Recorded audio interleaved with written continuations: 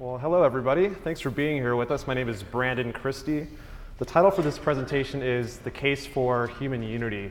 The first part will be discussing how unity appears to be a natural progression for us as a species based on the universal dynamic of unity being virtually expressed in all of life, and on the critical role that unity has had in our human evolution. The second part looks at human division, where we basically struggle against each other for survival on a global scale. Part 3, false divisions, a quick part about how the notion of division is a narrow and really false perception of the world, and that our observable human Earth oneness really returns us to reality as the most relevant and productive view to hold. And the fourth section, unity, looks at what the powerful benefits would be of a unified global society as contrasted to today, and then into some closing points. So part 1, progression to global unity. Human unity has been an issue of survival. It's not just a lovely thought. Defined as the state of being one or whole, unity is expressed virtually everywhere in life. The Earth itself is a unified, living, interconnected system made up of interacting parts, attached to and a part of progressively larger unified living system wholes.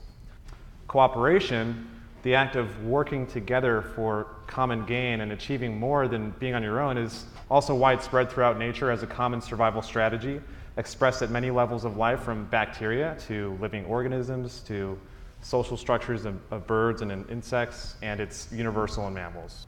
And we know that the evolution of life evolved from this kind of cooperative way at the cellular level when life was just forming on Earth. Inside cells, when the lower competing units of those cells would start to cooperate with each other, cells started to form more and more complex life forms. Now, competition, the struggle between and within species for survival, is also widespread throughout nature as a means of survival. Cooperation and competition are the activism of life to survive. And it's no surprise that our social mode has been based on these two varying roles throughout our evolution. Today, competition is the basis for our social structure in what we call the competitive market system. But our capacities for cooperation and unity are ever present. Cooperation has its roots, obviously, in the early stages of our evolution. The culture of cooperation was a very successful survival strategy, and we owe our evolution to our pro-social abilities to work together in communities. It benefited us to help each other as support was lent back, creating a mutually supportive group team. Not only did this social unity work for us, but our very human biology is wired for it. The more connected we feel to others, the healthier and happier we are. Culture in general is full of evidence of this need to be connected, from the social media phenomenon to public events. And if you look around, there's kind of like this social nature to everything that we do. Through our early evolutionary cooperative behavior, our young species succeeded, and in time, populations increased. As populations increased, another major driver of human evolution that has continued to shape our values and cultures today is technical innovation. From early stone and bone tools to early farming and agriculture, to early developments in transportation and energy harnessing, to the Industrial Revolution that transformed our economy at the time, to the modern day of space exploration and the global internet, technology and awareness has always resulted in increasingly more connected, more interdependent paradigms that conform to the technical reality and awarenesses of the times. Human society has changed greatly over time as our advancements continue to connect us in larger and larger ways, where we are now more and more a unified, interdependent world community. Now, harm done in one part of the world affects the entire population. And with that basic realization, we now find that one's personal world of survival becomes strangely and ironically self-sabotaging, because at the end of the day, we all directly or indirectly influence society which influences us. So it is more and more now in all of our self-interest to have a responsibility for the obvious reciprocal roles that we have in society. Throughout our evolution, one's survival, activism, and awareness could only afford to extend to one's family or community at the exclusion of outsider groups. As we gained experience in the world and got better at surviving, communities grew, but survival was crude, resources were scarce, and the social environment was still competitive, setting the stage for the competitive division paradigm we exist in today. Part 2, division. Human society is based on a multi-level division and competition from the local and global level, consisting of nation states, race, creed, social class distinctions, giving this illusion that we are all inherently different and that we should act upon that perspective, when in fact we share only a common human experience.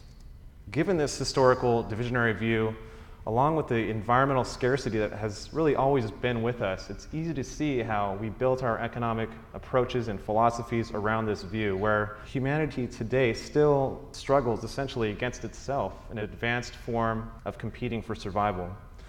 This divisionary mode of interaction is no longer relevant to us in the modern day, carrying with it major consequences such as scarcity, war, crime and corruption, inefficiencies, environmental harm, a hostile social environment, and serves as a great hindrance to our human progress.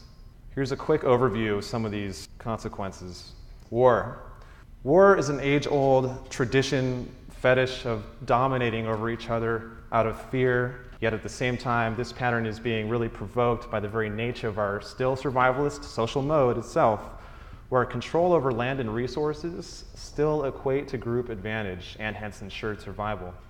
War is also a profitable industry, bringing in about $1.5 trillion annually, further reinforcing the pattern. The applications of modern technology, nanotechnology, artificial intelligence to warfare makes it increasingly easier and quicker to kill ourselves in greater numbers.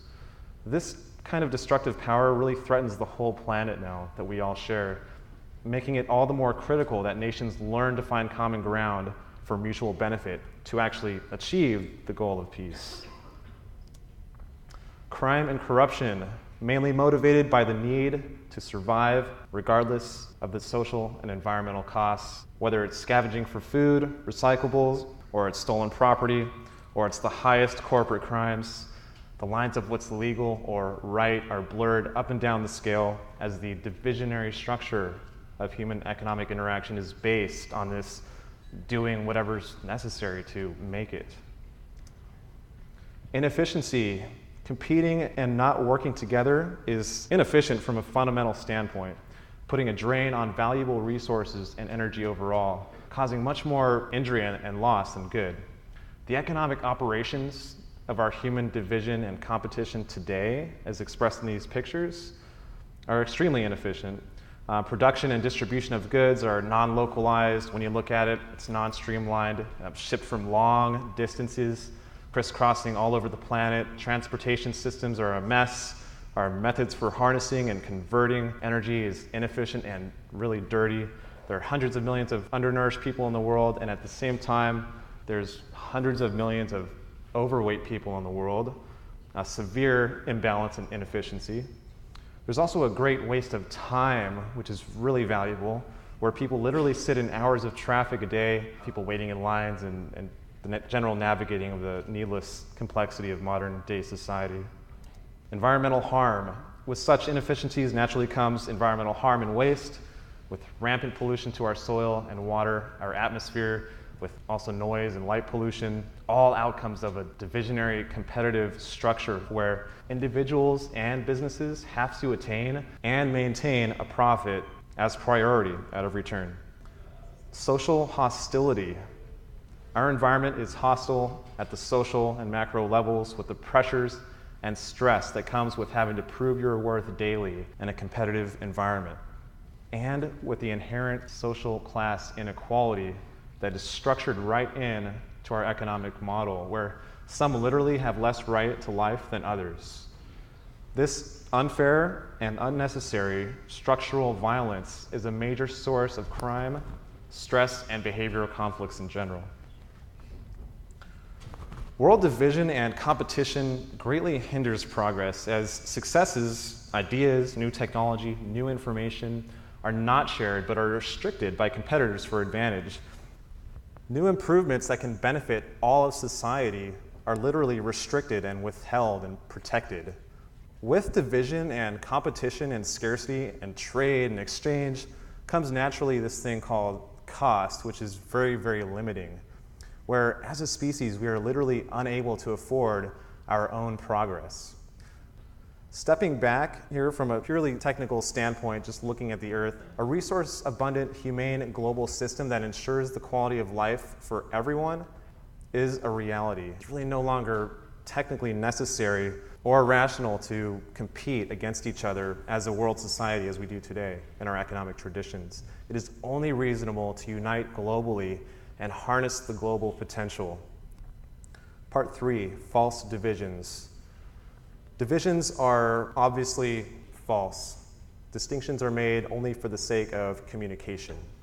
The Earth is about 4.5 billion years old, a unified, interconnected system, as Jason was describing, consisting of many interacting life systems. There's a physical order to the natural Earth environment in which all species interact. This common ground experience virtually transcends all notions of cultural division.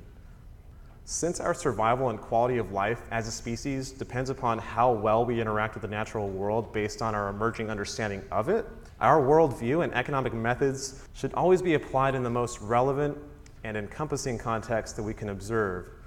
From this perspective, nation states and other widespread social divisions are clearly arbitrary and false divisions, and we can acknowledge and respect this reality that we are a single species community trying to make it on a planet in space and harness this community potential to the benefit of all of us or not.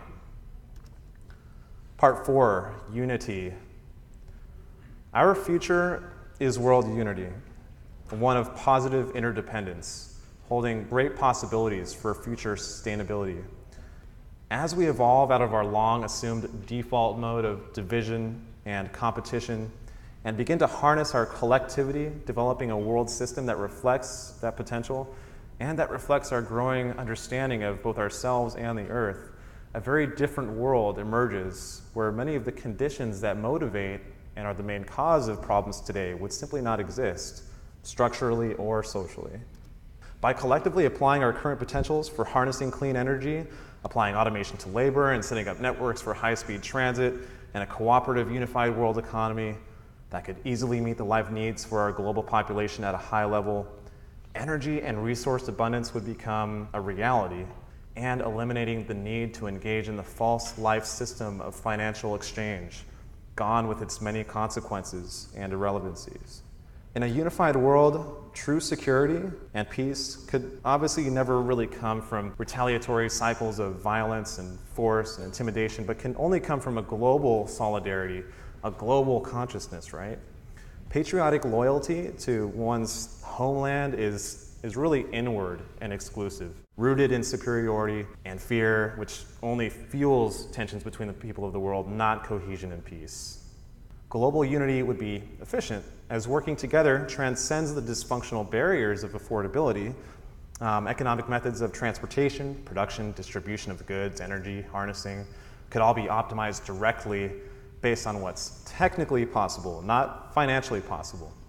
People's awareness and concern could now shift from one's own personal world of survival to that of the global society, fostering truly sustainable environmental awareness. Social unity creates well-being and synergy. Division creates clash and stagnation.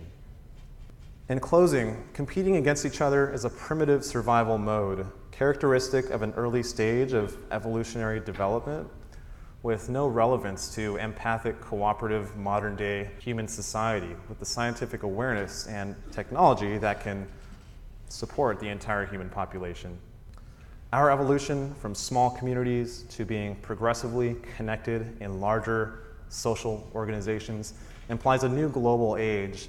And with the ongoing consequences of human division, a move to unity is not just a natural evolutionary progression, but is a pressing necessity of the times. The Zeitgeist movement is a worldwide response to this imperative for unity. The movement recognizes that a shared global consciousness is an essential step towards this. Its activism in part seeks to unify the human family through this basic perspective that we all share this planet and that all nations must disarm and learn to share resources and ideas if we expect to survive in the long term. Thank you very much.